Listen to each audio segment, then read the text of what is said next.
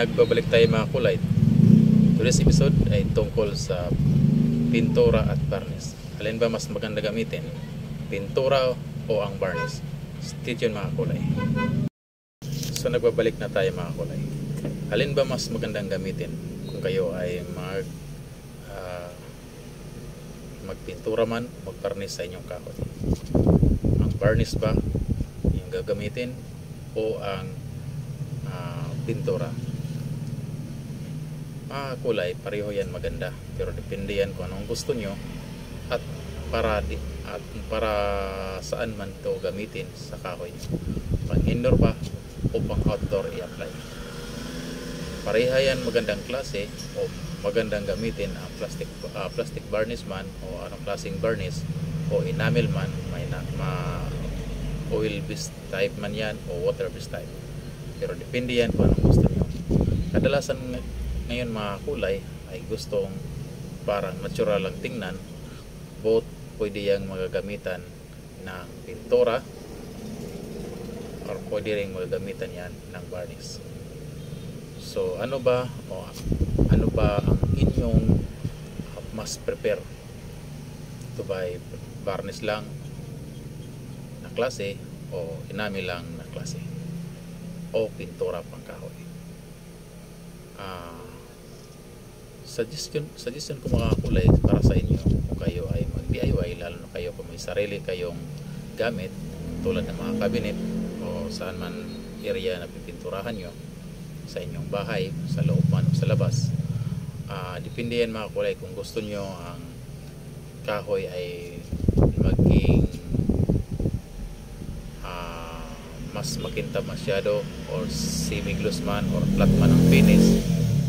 So nakasalalay yan sa inyong gusto, pero pareho yan maganda. Ang kagandahan lang sa varnish o ang kaibahan sa varnish dahil mas ma-preserve niya ang kahoy na grano.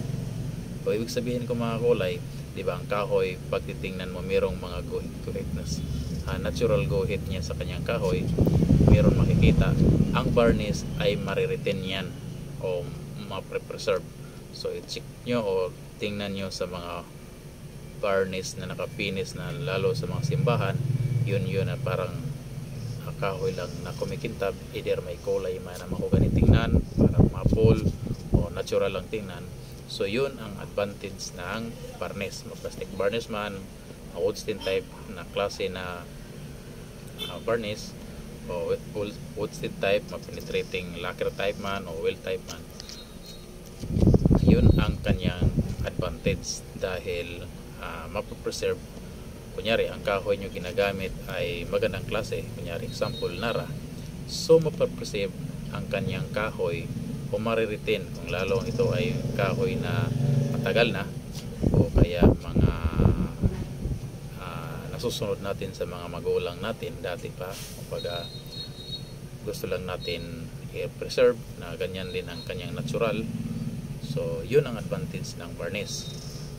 Dadako naman tayo mga kulay doon sa enamel. Ang kagandahan sa enamel ay ang area na pipinturahan mo ay yung mga butas-butas na punti ay kaya niyang tapalan sa enamel, water based man na klase o oil based type. Tapos madami kang pagpipilian sa enamel dahil kumpleto yan lahat na kulay na gusto mo.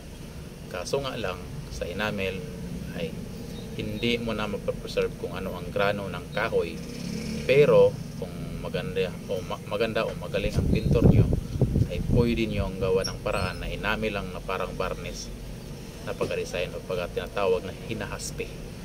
Lalo na ngayon ay gagamitan ng mga gagamitan kunyari sa in-upload ko isang video na wood greener.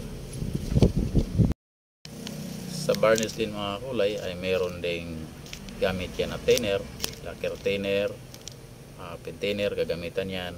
So katulad din ng pintura, pwede din gagamit ng paint thinner, lacquer thinner, urethane or acrylic. So ganon din sa varnish, meron din siyang automotive type, lacquer type na varnish, meron din polyurethane type na varnish, meron ding water base siya, meron ding mga solvent type na varnish. So ibig sabihin gagamit din siya ng thinner, lalo na pag mga solvent type. So kung mga water base, ito ay tubig lang ang ihalo. So check nyo sa ibang video mga kulay, andun yun pong ibang mga video ko, baka makatulong din sa inyo. So yun ang isang advantage na pwede kang makagawa ng ibang design sa enamel. Ang nakagandahan lang sa enamel din ay yun nga sinabi ko, halos lahat kulay na gusto mo ay available. So either ngayong panahon, taon, sa sarili nyo ang gamit na mga cabinet man o mga aparador o mga hanging cabinet o kahit mga wooling o mga kahoy na magandang klase or kahit mga plywood lang gusto nyong pinturahan, nangyari ngayon nga taon, tapos kunyari example maroon o example gray, tapos sa susunod na taon ayaw mo na ganyan kulay dahil nagsawa ka, madaling palitan ang enamel. So wood paint o pintura, madali siyang palitan, either gusto mo maging brown man o anong kulay dahil available siya.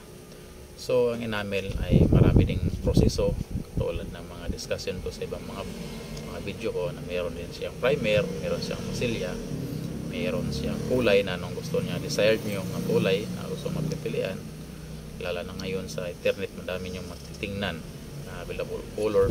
So sa kami mga pin center or mga pintura, kaya namin yang gayahin kung anong gusto niyong kulay. Yun ang advantage sa enamel na pinturang pangkahoy, water base man o oil type. O kahit anong klaseng pintura nyo gagamitin, ma-automotive man, ordinary lang ng mga enamel, pwede. Kaya tinatawag yan pintura, hindi siya varnish type. Ang enamel kasi pwede nyo mapaglaruan, pwede nyo gawing semi-gloss, pwede nyo magawang flat finish, pwede nyo maging glossy finish. So madami rin pagpipilian, yun ang advantage sa mga pintura, mga automotive man or mga lacquer type o anong klaseng pintura gamitin nyo. Saka gusto nyo gagawa ng mga design, pwede din sa mga pintura, madami. Yan ang advantage.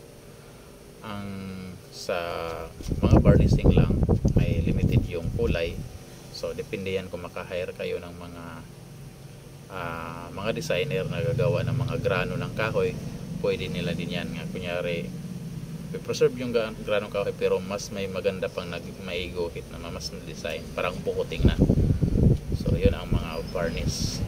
Pero kung gusto nyo mag DIY, pwede kayo makabili ng mga plastic varnish na nakabuti, pwede kayo bili kayo ng mga sanding sealer type na titingan nyo lang ng konting mga colorant o mga oil wood stain na color na lilihain nyo lang, tapos kukulayan, tapos patungan nyo ng sealer, tapos tapkotan nyo, yun. Pwede yun polyurethane type na varnish, pwede yun mga lacquer type na varnish, at pwede yun mga oil type na varnish. So madaming klase, sabihin mga kulay ang varnish, hindi lang siya oil, hindi lang siya lacquer, hindi lang siya polyurethane, so madaming klase din. So yun ang kaibahan at advantage at disadvantage ng pinturang gagamitin o di kaya sa varnish sa gustong applyan yung kahoy. Ang kagandahan lang sa varnish ay yun nga, mapipreserve nyo ang grano ng kahoy, lalo na kung gusto nyo mariretain, lilihain nyo lang, mariretain nyo ang grano ng kahoy, lilihain nyo lang, tapos lagyan nyo ng kulay. Daming klase din mga choices pero limited, hindi gaya ng mga enamel nga napakaraming kulay, thousands color po ang mga pintura, unlike sa mga varnish na mga more or less mga 10, 15, mga ganyan. Kung gusto nyo rin mag-design ng kulay, pwede din. So yun mga kulay ang kaibahan ng varnish at saka sa pintura kung kayo ay mag-apply sa kahoy na gusto nyong varnishan man o pinturahan. So sana mga kulay ay sa video na to ay meron din kayo napupulot na aral sa channel na ito. At huwag kalimutang mag-subscribe, hit the notification bell, share and like. Tapos mga kulay, kung meron kayong dagdag katanungan ay huwag mag-alangan na mag-comment down below sa channel na ito. Sana po ay nakakatulong ang video na ito.